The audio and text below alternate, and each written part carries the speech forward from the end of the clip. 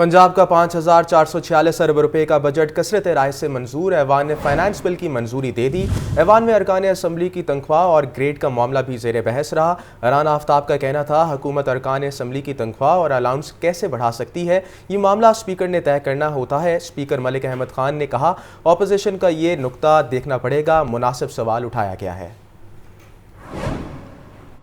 Punjab assembly का इजलास speaker Malik Ahmad Khan की ज़ेर सदारत हुआ। आइंदा माली साल 2024-25 के सालाना बजट की मंजूरी का अमल मुकम्मल हो गया। ऐवान ने तमाम मुतालबात ज़र की मंजूरी के बाद फाइनेंस बिल भी मंजूर कर लिया। ऐवान में अरकान असम्बली की तनख्वाहों और अलाउंसेस समेत ग्रेड का मामला ज़ेर बहस रहा। राना आफ्ताब का कहना था कि हुकूमत अरकान असम्बली की तनख्वाह और अलाउंस कैसे बढ़ा सकती है, ये मामला स्पीकर ने तय करना होता है। हमें हुकूमत के रहमो करम पर ना छोड़ा जाए। स्पीकर मलिक अहमद खान का कहना था कि अपोजिशन का ये नुक्ता देखना पड़ेगा, मुनासिब सवाल उठाया गया है। हुकूमती रुकन समीउल्लाह खान ने कहा कि अगर हमें अवामी नुमाइंदा माना जाता है तो दुरुस्त, और अगर हुकूमत का हिस्सा समझा जाता है तो ये तय करना होगा कि हमारा ग्रेड क्या होगा। हमारी तनख्वाहों का फैसला ऐवान को करना चाहिए। अगर आप अवामी नुमाइंदे नहीं मानते हमें गवर्नमेंट सर्वेंट्स की तरह से ट्रीट कर रहे हैं, तो फिर हमें हमारी पोजीशन का पता होना चाहिए। मैं अपनी तनख्वाह अगर किसी मुतासरा शख्स की तरफ भेजता हूं तो वो फैसला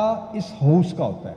अगर मेरी तनख्वाह जाने का फैसला हाउस का हो सकता है तो फिर मेरी तनख्वाह का फैसला इस हाउस को करना चाहिए। अहमद रशीद भट्टी का कहना था कि अदलिया की तरह पार्लिमान को भी खुद अपनी तनख्वाह और अलाउंस तय करना चाहिए। राजा शौकत भट्टी ने कहा हमें ब्लू बुक के मुताबिक सहूलियात मिलनी चाहिए। हमें और कुछ नहीं चाहिए, जो हमारी ब्लू बुक के मुताबिक हमारी हैसियत बनती है कम से कम। और सारी दुनिया में एक रवायत ऐसी है, जो उस डिस्ट्रिक्ट या उस प्रोविंस की कॉन्स्टिट्यूशनल सीट होती है, जैसे चीफ जस्टिस हाई कोर्ट्स हुए, उस लोकल करेंसी में ₹1 $1 उनका जाजिया उनसे ज्यादा है, जस्ट बिकॉज ऑफ दैट कि they are public servant. Opposition रुकन नदीम कुरैशी ने बिजली के 200 यूनिट्स के इस्तेमाल के बाद टैरिफ में होश रुबा इजाफे की मजम्मत की। एजेंडा मुकम्मल होने पर स्पीकर ने इजलास जुमे रात 2 बजे तक मुलतवी कर दिया। कैमरामैन फखर के साथ Liaquat Ali, Lahore news.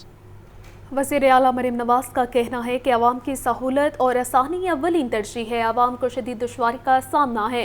Walton road project की जल्द तकमील नागुज़ीर है। वाल्टन रोड की जल्द तकमील के लिए तमाम वसाइल ब्रोए कार्ड लाए जाएँ।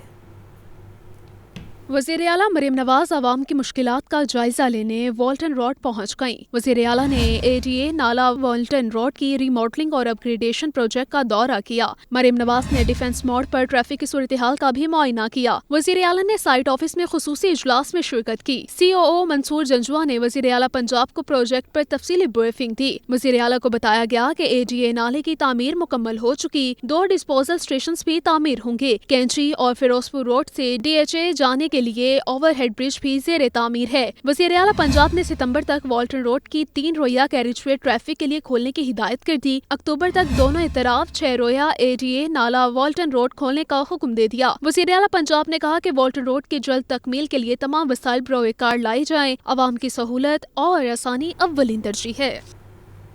सूबाई वज़ीर इत्तलात अस्मा बुखारी कहती हैं 4 माह में 100 से ज़ायद मनसूबों का आगाज़ कर दिया गया है। कल के काबीना इजलास में पंजाब हुकूमत ने तारीख साज सिख मैरिज एक्ट की मंजूरी दे दी है। ये रिपोर्ट देखिए।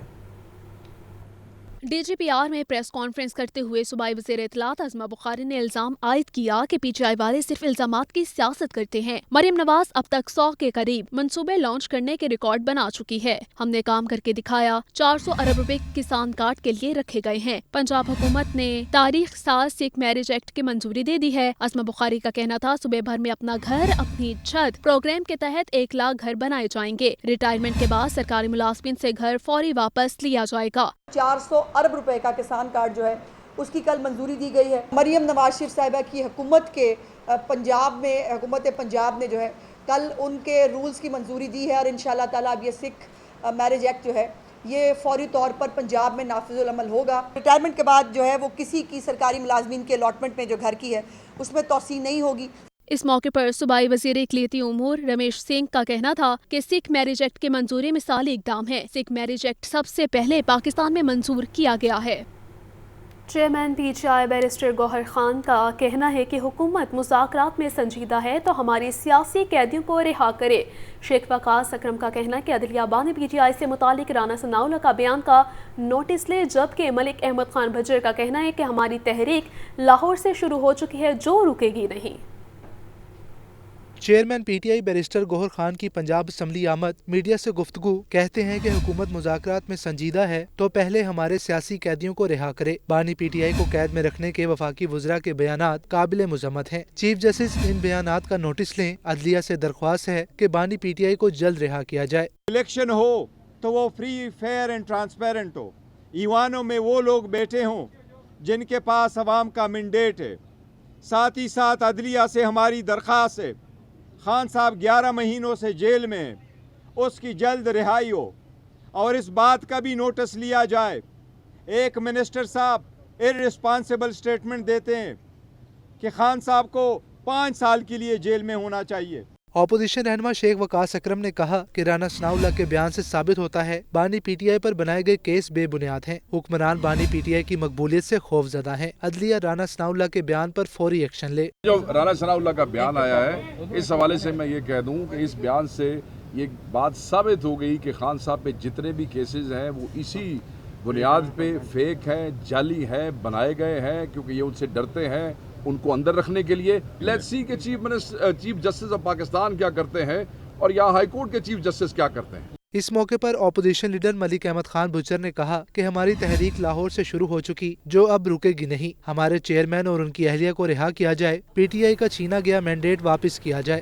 ریٹائرڈ ججز کو بطور الیکشن ٹرائیبیونل تعینات کرنے کے آرڈیننس کے خلاف درخواستیں۔ لاہور ہائی کورٹ نے الیکشن کمیشن اور وفاقی حکومت کو مزید مہلت دیتے ہوئے سماعت ملتوی کر دی۔